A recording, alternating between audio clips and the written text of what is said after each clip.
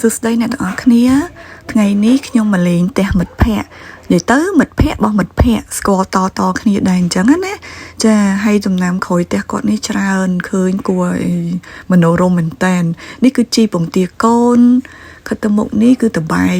ចាតបែកដាំជាមួយសកានេះងាកមកខាងនេះលហុងទៅមុខទៀតនោះគឺទ្រើងស្រកានេះអូក៏បកកែធ្វើទ្រើងស្អាតដល់ហើយសកានេះនៅផ្ទះខ្ញុំមានមួយដើមដែរដាំ3ឆ្នាំហើយអត់មានចេញផ្លែផ្កាអីសោះបានផ្កាមួយកូនកាប់បាត់ឯនេះវិញផ្លែប៉ោមហ្នឹងគាត់ថាឆ្ងាញ់ហ៎ហងងាកទៅមុខទៀតនោះស្លឹកបាសគល់ស្លឹកគ្រៃហើយទៅមុខទៀតនេះផ្លែតូចនេះអូមកកែហ្នឹងឯងមកកែទូចបានផ្លែបាត់ហើយមកកែហើយនឹងក្រូចហើយមាន blueberry ទៀតណោះហើយក្រោមនេះអូជីណែចាដើរខិតទៅមុខទៀតខ្យល់បក់រំភើយដើមស្លឹកបាសនេះពិបាករកកូនដាំដែរហ្នឹងខ្ញុំដាំអត់ដែរដុះសោះអូនេះដើមជូប៊ីហ្នឹងដូចស្តៀងបត្រាខ្មែរយើងតែឆ្ងាញ់ហើយផ្អែមចាហើយងាកមកខាងនេះវិញអូលហុងបានក្តាប់លហុងទូចម្ទេសខ្មៅនេះម្ចាស់ផ្ទះគេថាហិលមែនតែនហើយទៅមុខនេះអីគេហ្នឹងអូរំដេងចា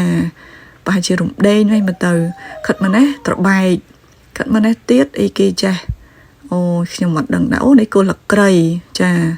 ស្លឹកក្រៃត្របែក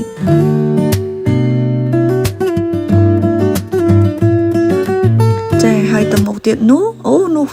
ត្រប់តូចគេហៅត្រប់អីនេះត្រប់ស្រួយកូនត្រប់តូចហ្នឹងចានេះស្ពៃលហុងដាំលហុងឯនៅឆ្លៀតដាំស្ពៃនឹងគល់លហុងនឹងទៀតចាម្ចាស់ផ្ទះគេពិតជាឧស្សាហ៍មែនចាដាំត្រប់ហើយនោះប្តីខ្ញុំកំពុងតែបេះម្ទេសម្ចាស់ផ្ទះគេថាឲ្យបេះទៅម្ទេសនឹងហិលល្អណាស់គាត់ហូបមិនដែរអស់មួយទេតែប្តីខ្ញុំវិញអូញ៉ាំម្ដង 2-3 ក៏មានដែរចូលចិត្តញ៉ាំហិលចាងាកមកក្រោមនេះអូផ្ទីទៀតហ៎ចាអូហើយដើមនេះម្រះព្រៅចាម្រះព្រៅស្លឹកធំហើយនោះខ្ញុំដឹងថាដើមត្រាតឬក៏ក្តាតឬក៏ត្រាវទេអ្នកបានសួរម្ចាស់គេផងដើមថនដើមចេកអូនេះសាស្បៃអូនៅប្រហែលជាដើមក្តាតហើយមកទៅហើយនេះម្រះព្រៅហើយដើមតូចនេះកូនផ្ទីចាអូខ្ញុំចូលចិត្តញ៉ាំស្ងោរផ្ទីចង់សុំគាត់យកទៅដាំអូអាវ៉ូខាដូហើយធ្វើទ្រើងហ្នឹងគាត់ថាដើមអីទេនេះសួរគាត់ឲ្យភ្លេចបាត់ហើយបងអើយងាកមកខាងក្រោមនេះវិញលពៅនោះគាត់ដាំថែមប្រហែលដៅទៀតហើយ 3-4 ដៅទៀតហើយទៅមុខទៀតនោះគឺដើមចេកនិយាយពីចេកវិញគឺល្អមែនតើដើមប៉ុណ្ណាណីហើយទៅយ៉ងចេកនេះឡើងធំហើយគាត់ថាបានផ្លែញ៉ាំច្រើនណាស់ហើយស្លឹកវិញក៏ល្អអត់សូវលហែកនិយាយចឹងថ្ងៃនោះខ្ញុំភ្លេចសុំស្លឹកចេកគាត់មកទុកដុតប្រហុកចាតំនឹកឃើញដល់ពេលថតបាននឹកឃើញចានៅខាងក្រោយផ្ទះគាត់នេះដីមានជីវជាតិល្អហើយបូកជាមួយនឹងម្ចាស់ផ្ទះគេឧស្សាហ៍ទៀតអត់មានខ្វះអីញ៉ាំទេម្ចាស់ផ្ទះគាត់ថាពេលដាំបានផលច្រើនហ្នឹងគាត់មានតែញ៉ាំខ្លួនឯងអស់អី